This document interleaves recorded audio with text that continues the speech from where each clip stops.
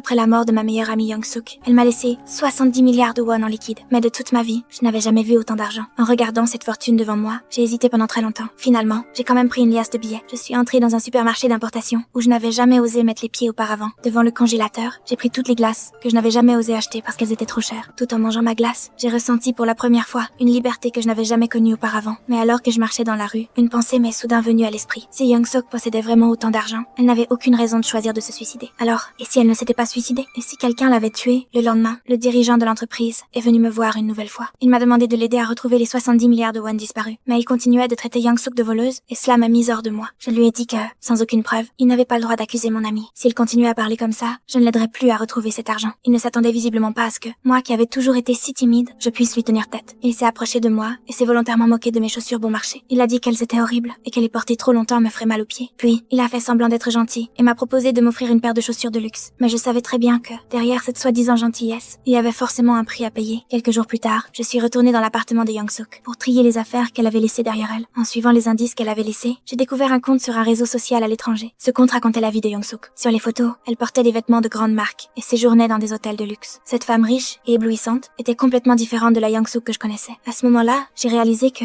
peut-être que je n'avais jamais vraiment connu ma meilleure amie. C'est alors que la sonnette de la porte a soudain retenti. J'ai ouvert la porte et j'ai découvert que l'homme qui se tenait dehors était mon ancien dirigeant. Je lui ai dit que, même si les 70 milliards de won n'avaient pas encore été retrouvés, nous pouvions d'abord vendre les objets de luxe laissés par Young-suk et récupérer au moins une partie de l'argent. Mais il n'était pas venu pour parler d'argent. Il s'est lentement rapproché de moi et a tendu sa main vers moi. Terrifiée, j'ai continué à reculer. Puis, il s'est accroupi devant moi et a fixé mes pieds. Il a commencé à m'humilier avec des paroles répugnantes. Mais alors qu'il s'apprêtait à aller encore plus loin, son regard s'est soudain posé sur l'orchidée, posée sur la table. Son expression a changé instantanément, comme s'il venait de voir quelque chose d'effrayant. Il a brusquement reculé, s'est couvert la tête, puis s'est enfui de la pièce complètement paniqué.